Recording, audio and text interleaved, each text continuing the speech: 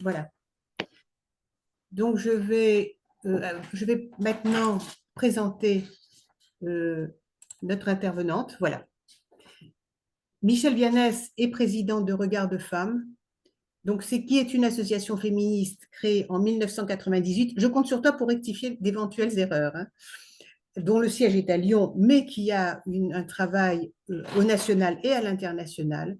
Cette association défend l'égalité entre les femmes et les hommes en s'attachant à démonter les stéréotypes sexistes dont nous savons bien qu'ils ont la vie dure. Euh, Infatigable avocate de la cause des femmes, elle a plaidé pour elle auprès de l'ONU, auprès du Conseil et de l'Europe et de la francophonie. Régulièrement auditionnée par les institutions de la République, elle vient d'être nommée au Haut Conseil à l'égalité pour y porter la voix des organisations féministes universalistes, c'est-à-dire celles qui n'ont pas renoncé à défendre l'égalité des hommes et des femmes, à combattre les stéréotypes sexistes, même lorsqu'ils sont appuyés par des considérations religieuses. Grande militante de la laïcité, condition nécessaire à l'installation de l'égalité entre les hommes et les femmes, contestée bien sûr par toutes les religions monothéistes, elle a mené avec égal plus d'un combat commun qui a commencé, si je me souviens bien, par la crèche Babylou. Tout à fait. Elle est également auteure de l'essai Un voile sur la République, paru en 2004, et Les 10 mots qui font la France, paru en 2006.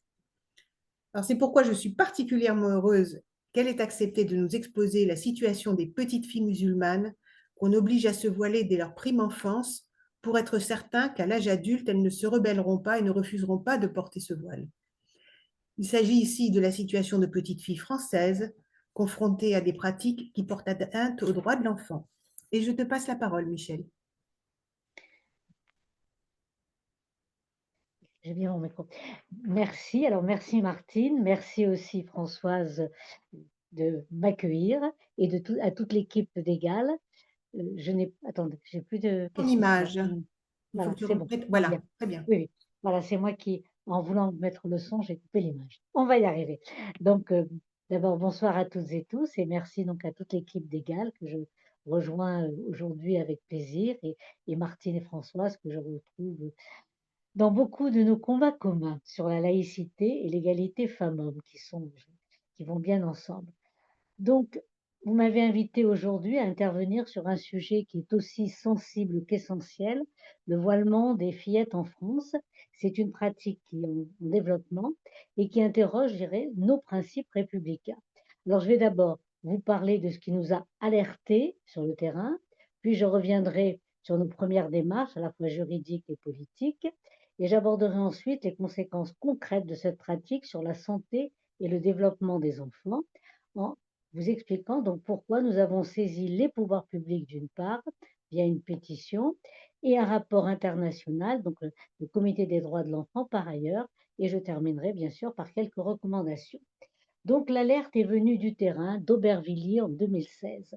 Et nous avons rencontré donc Nadia Bennissi et Nadia Oulkassi, de Nadia, membre de l'association Femmes sans voile d'Aubervilliers, qui nous ont signalé un phénomène tout à fait nouveau à l'époque, des fillettes, parfois âgées seulement de 4 ou 5 ans, voilées pour se déplacer dans l'espace public.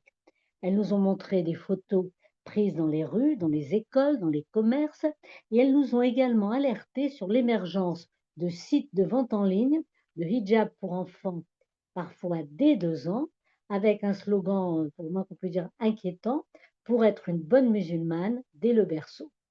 Alors ces femmes nous ont demandé bien sûr de ne pas détourner les yeux, c'est pas l'habitude de Regard de Femmes, et de réagir. Et nous avons pris cette alerte très au sérieux. Alors, la première des choses que j'ai faites, c'est de prendre contact avec un magistrat à la Cour de cassation, qui est un de mes amis, pour évaluer justement tous les leviers juridiques possibles. Et j'ai aussi également sollicité André Gerin, député bien connu et engagé sur ces questions. Et ensemble, avec donc les deux Nadia, nous avons adressé une lettre ouverte à deux ministres alors en poste. Il y avait Jean-Jacques Urvoas, qui était le garde des Sceaux, et Laurence Rossignol, qui était la ministre des Droits des Femmes. Et Yvette Roudier avait d'ailleurs signé cette lettre quand je lui l'avais proposée. Et nous posions donc une question simple.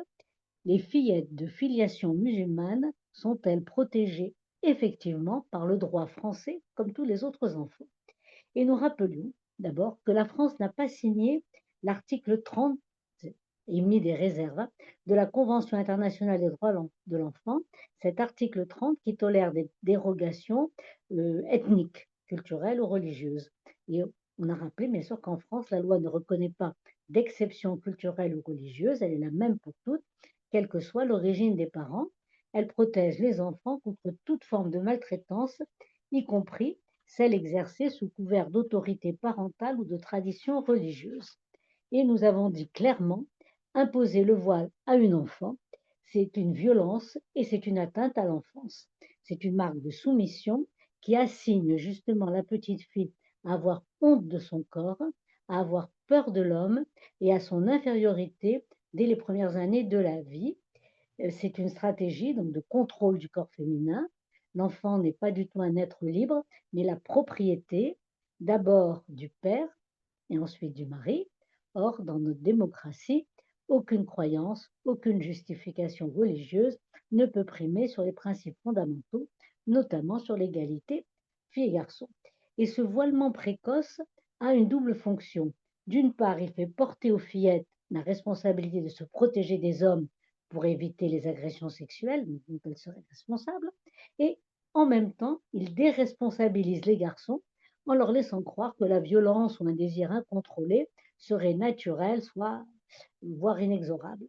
Donc cette lettre ouverte a été publiée dans Marianne et a suscité de très nombreuses réactions et des soutiens. Et parmi les soutiens, euh, l'un a été particulièrement précieux, c'est celui de la psychiatre tunisienne Saïda Douki de Dieu, qui était d'ailleurs membre de Regard de Femmes à l'époque, enfin maintenant en Tunisie, et spécialiste justement des questions d'égalité femmes-hommes et de santé mentale. Et elle l'a dit sans détour, le voile imposé à une enfant n'est pas une prescription religieuse, bon ça c'est pas notre problème, c'est le sien, mais une forme de maltraitance selon la définition même de l'OMS qui inclut les violences physiques, psychologiques, sexuelles, mais aussi les négligences dans les pratiques éducatives portant atteinte au bien-être. Donc, nous n'avons pas eu de réponse à notre lettre ouverte. Nous avons fait une réunion publique à Paris, je crois que vous y étiez à Égal. Et puis, à la suite de ça, il a été décidé de publier une pétition dont le titre était Halte à la maltraitance des fillettes. Et donc, ce qui s'est passé, c'est que cette pétition a recueilli rapidement plus de 15 000 signatures, dont celles de grandes figures féministes, Elisabeth Badinter, Françoise Laborde, Annie Sugier, Lorcaille, mais aussi de citoyennes et citoyens de Tunisie, du Maroc, du Québec et de plusieurs États et pays européens. Alors, qu'est-ce qu'on a dit dans cette pétition? On rappelait justement tous les effets concrets et destructeurs du voilement. D'abord, les conséquences médicales avérées sur la santé physique, donc la carence en vitamine D, avec tout ce que cela signifie, la perte de cheveux. Je reviendrai justement plus précisément sur ces questions.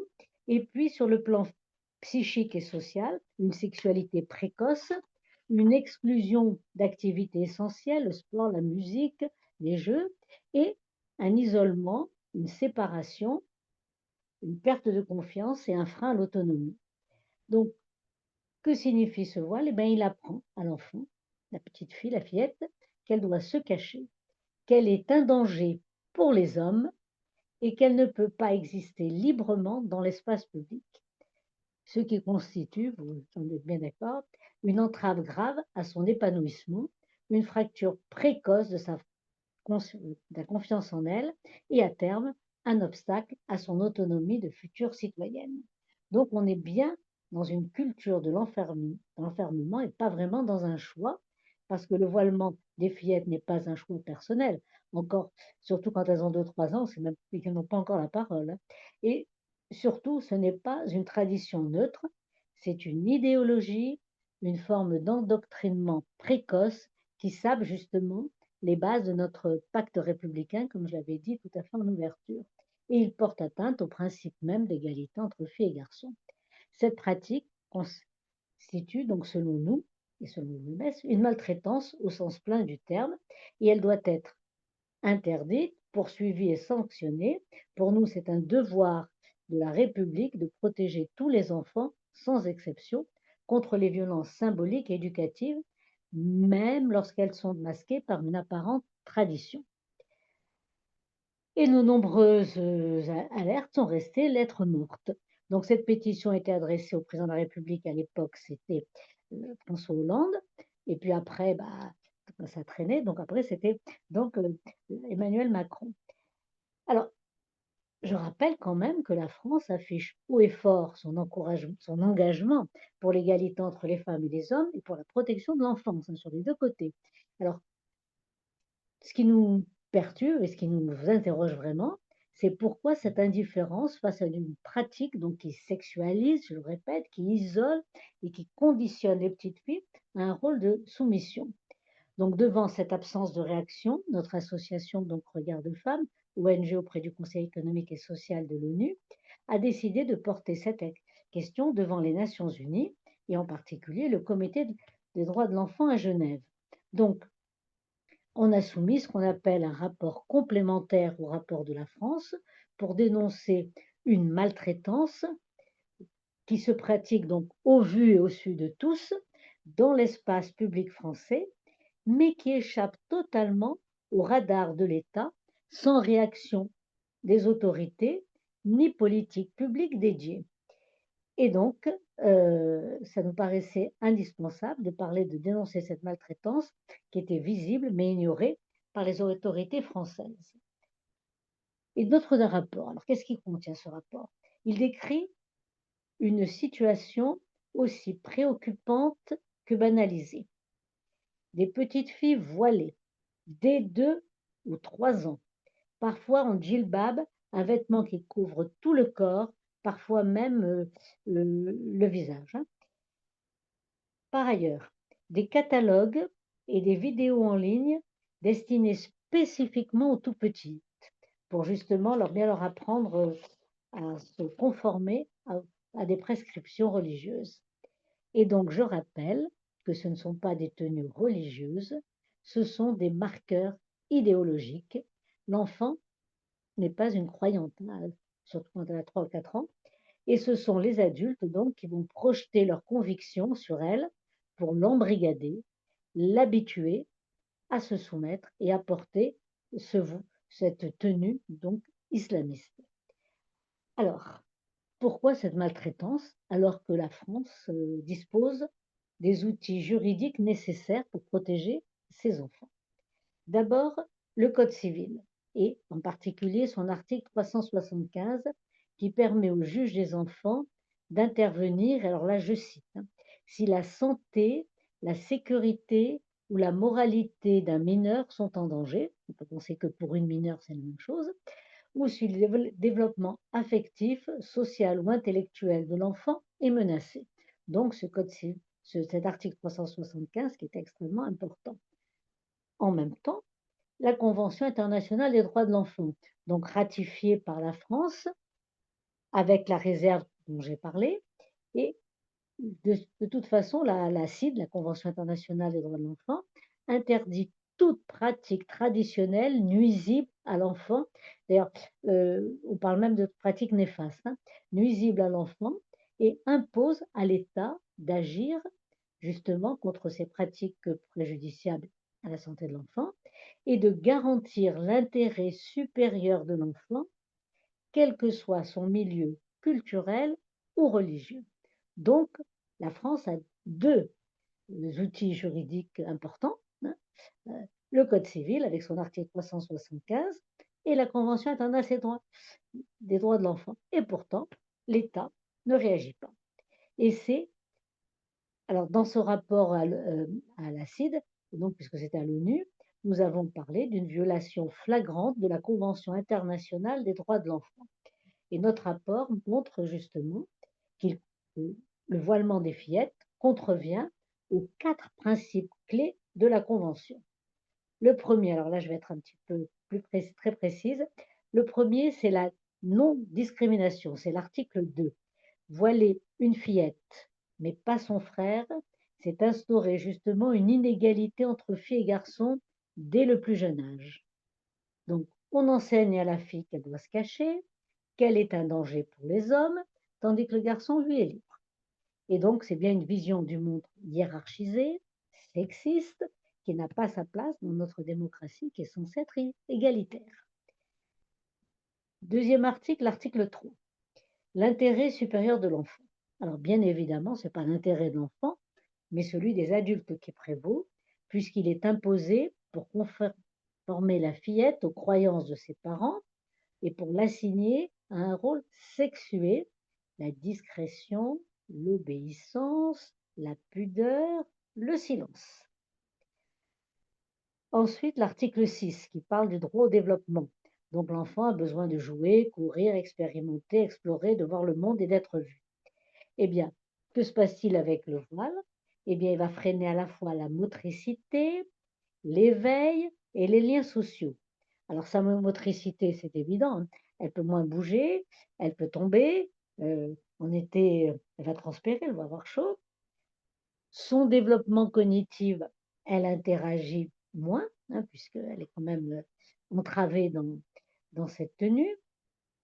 Son éveil relationnel, elle est coupée de l'autre. Alors je dirais qu'elle est coupée de l'autre, elle est coupée des autres filles qui ne qui ne dont les familles ne respectent pas les mêmes impératifs de l'islam, radical, et elle est coupée bien sûr de tous les garçons. Donc elle vit bien dans un petit monde clos, un petit, sérail, dans lequel, elle on la laisse pas enfin qu'on ne laisse pas explorer le reste du monde.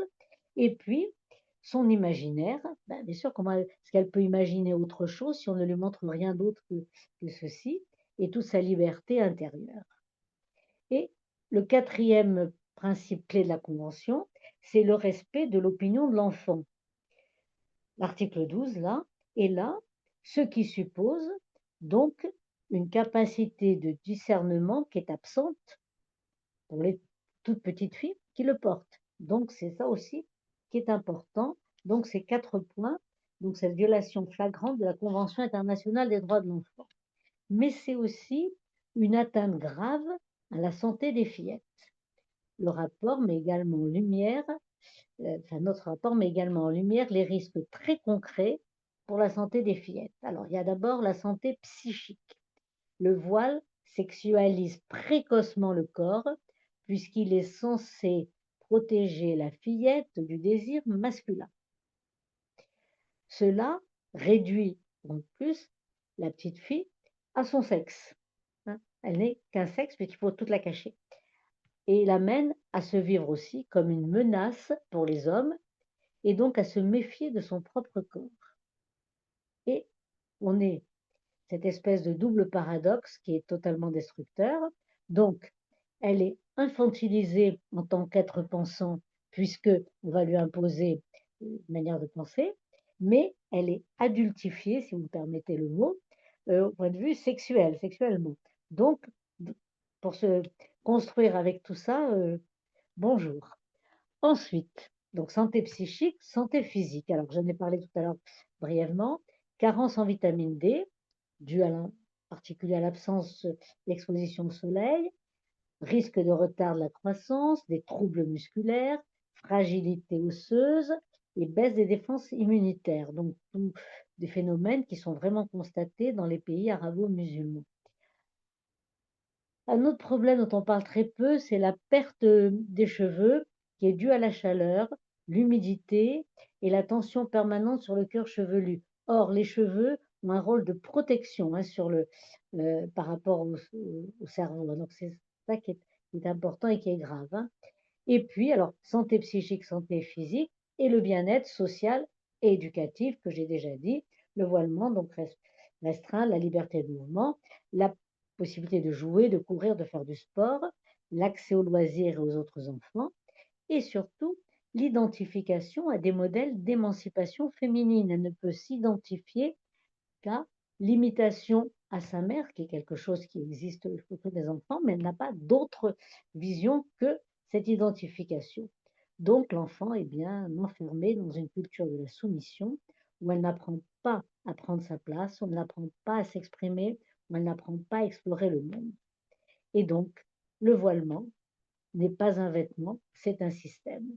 Ce n'est pas le tissu qui pose un problème, hein, c'est bien ce qu'il signifie et la vision du monde qu'il véhicule, le système de pensée qui oppose les sexes, qui justifie l'enfermement, qui banalise la domination masculine.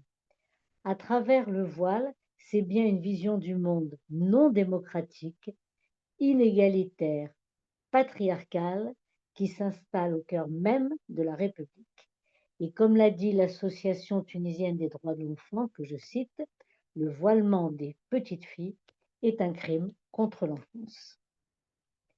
Donc à partir de tout ça, eh bien, on a commencé à faire des recommandations. Et le rapport qu'on avait remis à la CID se termine sur une demande très claire à l'État français, l'application justement de l'article 375 du Code civil, et que les fillettes de filiation musulmane soient protégées par l'article, donc par les articles, comme tous les autres enfants qui vivent sur le territoire de la République.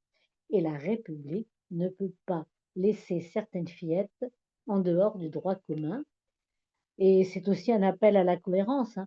La France interdit les minimis, hein, moins de 13 ans, c'est pas possible. Pourquoi est-ce qu'elle tolère le voilement des petites filles?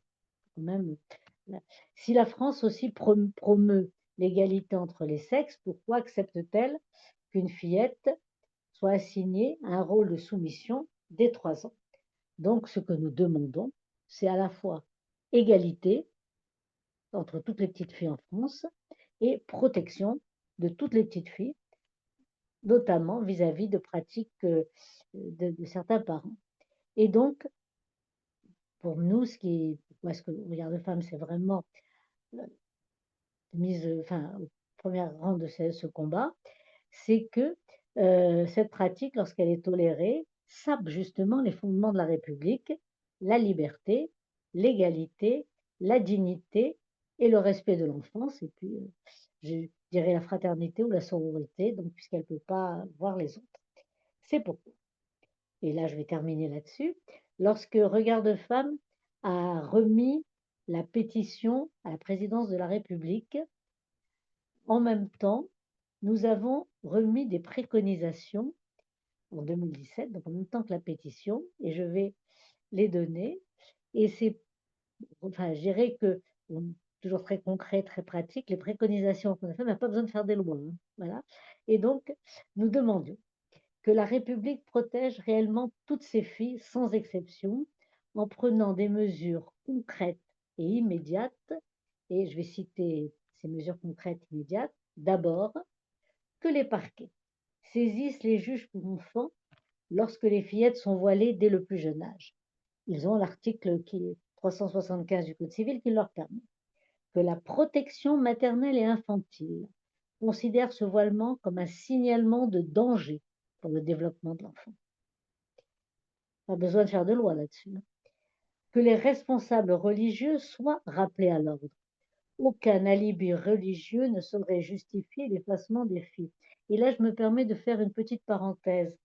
Aurore Berger, qui était députée à l'époque, lorsqu'il y avait toute la discussion sur la loi sur la République, donc les principes de la République, avait interrogé les chefs religieux qui lui ont tous dit ce n'est pas une prescription religieuse.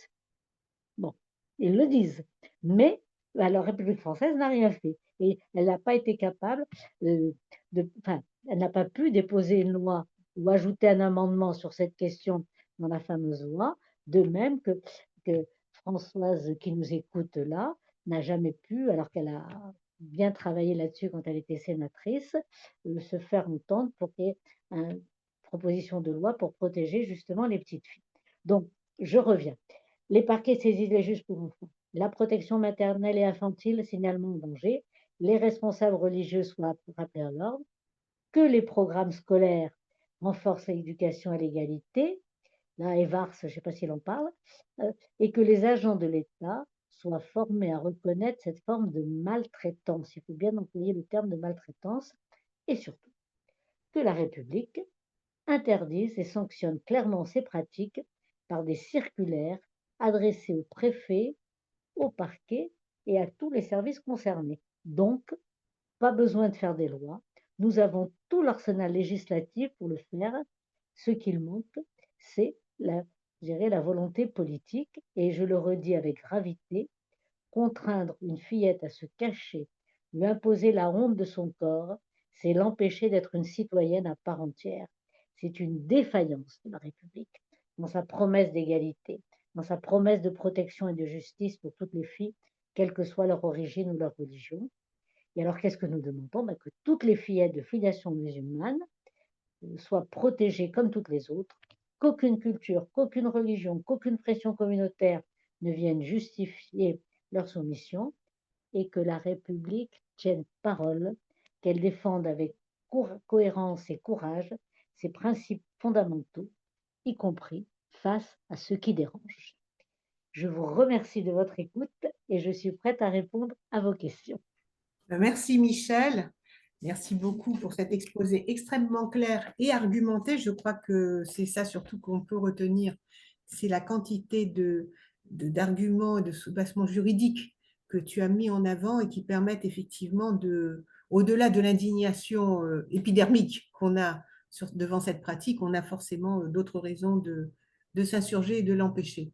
Donc je vais arrêter l'enregistrement.